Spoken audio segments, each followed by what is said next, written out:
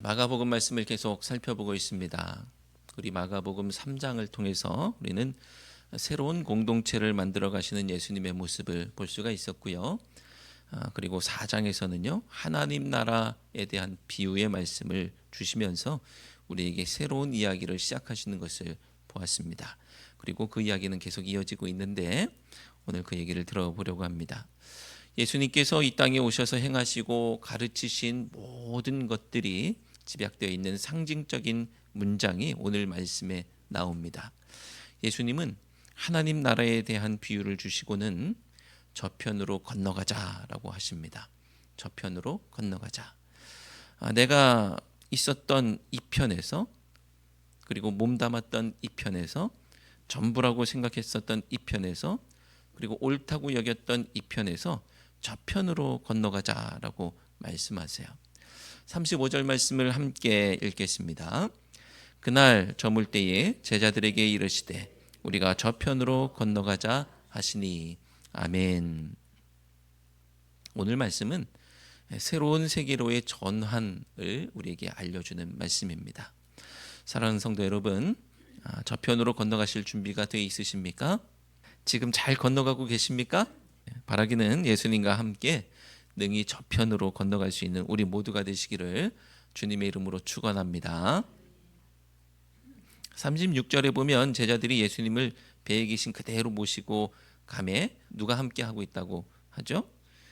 다른 배들도 함께 하더니라고 말씀하고 있습니다. 전에 제가 무리들이 너무 많아서 예수님께서 가르치실 때에 배에 오르셔서 육지에서 조금 떨어져서 군중들과 거리를 두고 가르치실 때 아마 다른 배에 올라타서 예수님 앞으로 가까이 나가고자 하는 사람들이 있었을 것 같다라고 말씀을 드렸는데 오늘 그 사람들이 함께 가고 있는 것 같아요. 그렇게 그 다른 배들도 함께 하고 있습니다. 이 편에서 저 편으로 건너가는 이 위대한 항해 가운데 다른 배들도 함께 하고 있는데 바라기는 여러분의 배도 띄워서 이 위대한 항해에 동참할 수 있게 되기를 바랍니다. 제가 신앙생활을 시작하고 저편으로 건너갈 때 저에게 큰 두려움과 또 부담과 무서움이 있었습니다. 왜냐하면 악한 세력이 가만히 두지 않았기 때문에 그렇죠.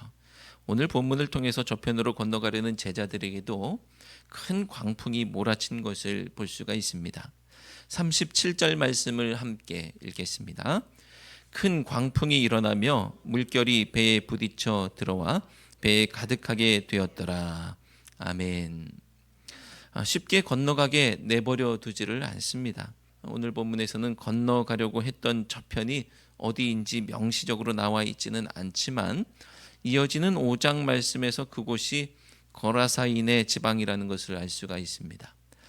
갈릴리 호수를 중심으로 해서요, 서편은 유대인의 지역, 유대인이 살던 곳이고요, 동편은 이방 땅이라고 보시면 됩니다. 유대인들에게 이방 땅은요, 부정한 곳입니다. 이방인들도 유대인들이 건너오는 것이 경계할 수밖에 없는 그런 상황이 되겠죠. 하지만 예수님은 유대인만의 하나님이 아니시고 유대인만을 구원하실 것이 아니시기 때문에 이방 땅에도 가셔야 되고 이방 땅을 포기하실 수가 없습니다. 우리끼리만이 아니라 함께 가야 하고 그들에게도 하늘 복음을 선포해야 하기 때문입니다. 그러므로 큰 광풍이 인다고 할지라도 이 모든 상황 가운데에서 주저할 것이 아니라 창파 가운데라도 배를 띄워서 가야 할 줄로 믿습니다. 자, 이렇게 새로운 여정이 시작되는 오늘 본문은 4장의 맨 끝에 붙어 있기는 하지만 보통 하나님 나라에 대해서 비유로 가르치신 예수님의 말씀 뒤에 연달아서 4개의 기적 사건이 있고요. 그 첫 번째 사건으로 분류하고 있습니다. 4가지 기적 사건은 풍랑을 잔잔케 하신 이적, 거라사의 귀신 들린 사람을 고치신 이적, 그리고 12해 혈루증 앓던 여인을 고치시는 이적, 그리고 회당장 야이로의 딸을 살리시는 이적입니다. 그러니까 이 4개 중에 3개가 5장에 다 나오고 있고 4장 끝에서 첫 번째 기적 사건이 나오고 있는 것이죠.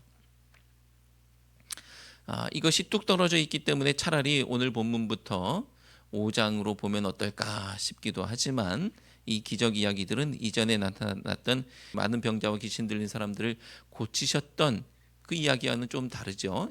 두루뭉실하게 그냥 많은 사람을 고치셨어, 그냥 이런 것이 아닙니다. 보다 구체적인 이야기들인 것이죠.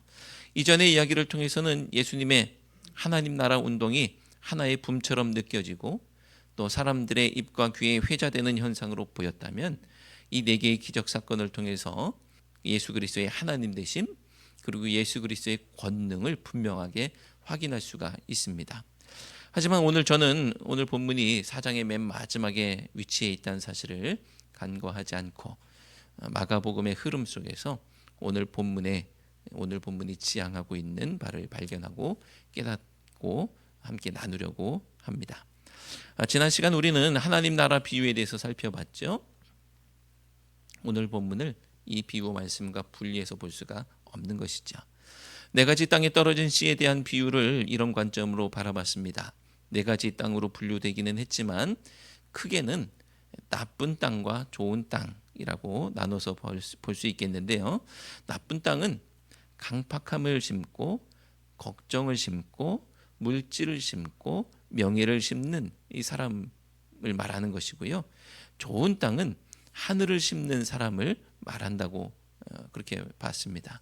그래서 우리 모두 세상의 가치를 심어서 세상의 가치의 열매를 거두는 것이 아니라 하늘을 심어서 이 땅이 하나님 나라 되도록 노력하자라고 했던 것이죠. 그리고 제자들은 이런 예수님의 하나님 나라에 대한 가르침을 직접 받은 사람들이에요. 그리고 직접 받았을 뿐 아니라 4장 10절에는 예수님께서 이 제자들에게만 비유를 풀어주셨다라고 얘기하고 있고요. 34절에서는 이렇게 말씀합니다. 함께 읽어볼까요? 비유가 아니면 말씀하지 아니하시고 다만 혼자 계실 때에 그 제자들에게 모든 것을 해석하시더라. 아멘. 자, 보니까 제자들은요, 특별 과외까지 받은 사람들입니다. 많은 군중들이 들었던 것을 같이 들었을 뿐 아니라 특별 과외도 받았어요. 자, 이렇게 특별 교육을 받고 뒤돌아선 상황이 오늘 본문의 상황이에요. 바로 그날 그렇게 과외받고 하나님 말씀을 받고 딱 뒤돌아섰습니다. 뜬금없는 상황에서 풍랑이 일었던 것이 아니고요. 하나님의 비유에 대한 말씀을 듣고 뒤돌아선 상황에서 광풍이 몰아쳤습니다. 제자들은 분명히 말씀을 기쁨으로 받았겠죠. 하나님의 말씀을 받았는데 그냥 아우 짜증나 하면서 받진 않았을 거예요. 하나님의 말씀을 들으면서 기쁨이 함께 있었을 것입니다. 예수님께서는 저편으로 건너가자고 하셨고 지금 바다에 큰 광풍이 불고 있습니다. 이제 남은 일은 말씀을 받고 건너가자 하고 가는 길에 광풍이 불고 있는 이 상황에서 남은 일은 30배, 60배, 100배의 결실을 하는 거예요. 그것만 남았습니다.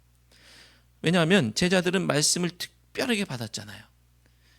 이들이 하늘을 심은 사람들이 아니라고 한다면 과연 누가 하늘을 심었겠어요? 다른 사람은 몰라도 적어도 이 제자들이야말로 결실할 수밖에 없는 사람들이었겠죠. 하지만 제자들은 결실하기보다는 무서워하고 있습니다. 40절에서는 예수님께서 제자들이 지금 무서워하고 있다고 분명하게 진단하고 계십니다. 어찌하여 이렇게 무서워하느냐라고 묻고 계시는 거예요. 제자들은 과연 하늘을 심은 사람들이었을까요? 여러분 생각은 어떻습니까? 4장 16절로 17절 말씀은 이렇게 말씀합니다. 함께 읽겠습니다. 또 이와 같이 돌밭에 뿌려졌다는 것은 이들을 가리킴이니 곧 말씀을 들을 때에 즉시 기쁨으로 받으나 그 속에 뿌리가 없어 잠깐 견디다가 말씀으로 인하여 환난이나 박해가 일어나는 때에 곧 넘어지는 자요. 아멘. 말씀에 비추어서 오늘 제자들의 모습을 보면 제자들은 하늘을 심은 사람, 결실하는 자가 아니라 넘어지는 자입니다. 말씀을 아무리 기쁘게 받았다 할지라도 뿌리가 약하고요. 금세 환난이 임할 때 넘어지는 자입니다. 이들이 결실하지 못하고 넘어진 것은요. 무엇 때문일까요? 여러분, 큰 광풍이 일었기 때문에 이 사람들이 넘어졌을까요? 얼핏 보면 그렇게 보일지 모릅니다. 하지만 그렇지 않죠. 하늘이 아닌 엉뚱한 것을 심었기 때문에 이 사람들이 넘어지는 거예요. 좋은 땅에 뿌려진 씨앗에 대한 말씀인 4장 20절에는 구체적인 이야기가 나오고 있지 않지만 좋은 땅이 30배, 60배, 100배의 결실을 하는 것은 큰 광풍이 없었기 때문이 아니라 그들에게도 큰 광풍이 있었겠죠. 하지만 하늘을 심었기 때문에, 뿌리가 있기 때문에 그들이 결실했다라고 우리는 말씀을 보는 겁니다. 그들은 하늘을 심었기 때문에, 뿌리가 있었기 때문에 결실했던 거예요. 광풍이 똑같이 있지만 하늘을 심은 사람은 환난과 박해라는 큰 광풍이 불어도 흔들리지 않고 결실하는 거예요. 반대로 넘어지는 것은 큰 광풍이 있기 때문이 아니라 하늘을 심지 않고 뿌리가 없기 때문입니다. 예수님께서 주옥 같은 하나님의 말씀을 제자들에게 주셨고 제자들은 얼마나 기쁘게 이 말씀을 받았겠어요. 그런데 아직 뿌리가 없어서 환난이나 박해와도 같은 풍랑을 잠깐 견디다가 넘어지는 것입니다. 큰 광풍이 불기 시작했을 때 잠깐은 견뎠겠죠. 하지만 거기까지입니다. 그들은 곧 넘어졌습니다. 그들이 예수님을 불러 깨우는 모습을 보면 그들이 믿음이 없는 사람이라는 것을 알 수가 있고, 예수님께서 그들을 향해서 믿음 없다고 책망하시는 모습을 보면 더욱 알 수가 있죠. 38절에 이렇게 말씀합니다. 함께 읽겠습니다. 38절. 예수께서는 고물에서 베개를 베고 주무시더니 제자들이 깨우며 이르되 선생님이여 우리가 죽게 된 것을 돌보지 아니하시나이까 하니. 아멘. 40절도 함께 읽겠습니다. 이에 제자들에게 이르시되 어찌하여 이렇게 무서워하느냐 너희가 어찌 믿음이 없느냐 하시니. 아멘. 믿음이 없다는 것은 뿌리가 없다는 것이고, 다른 말로 하면 하늘을 심지 않았다는 것입니다. 하늘을 심어야 믿음이 생기고 뿌리가 내리는 것입니다. 바라기는 하늘을 심고 뿌리 내려서 결실하는 우리 모두가 되시기를 주님의 이름으로 축원합니다. 사실 이들이 풍랑 가운데서 예수님을 찾는 모습은 일견 믿음이 있는 모습처럼 보이기도 합니다. 위기 상황에서 예수님을 깨우다니, 찾다니 믿음이죠. 위기 상황에서 다른 것, 엉뚱한 것 그렇게 찾지 않고 예수님에게 소망을 두고 있는 것처럼 보입니다. 중요한 순간에 예수님을 찾는 것은 믿음의 모습 맞잖아요. 모든 상황에 소망이 예수님에게 있다고 생각하는 것은 믿음의 모습이 맞습니다. 성경이 칭찬하는 사람들도 문제를 가지고 예수님 앞에 나아갔고요. 바디메오, 하인의 중풍병의 문제를 가지고 나왔던 로마의 백부장, 딸의 병의 문제를 가지고 예수님 앞에 나왔던 회당장 야이로처럼 다 믿음의 모습처럼 보입니다. 하지만 풍랑의 문제를 가지고 예수님께 나왔던, 예수님을 깨웠던 제자들의 모습은 이들의 모습과 달랐던 거예요. 왜 이들의 모습을 믿음의 모습이라고 하지 않느냐?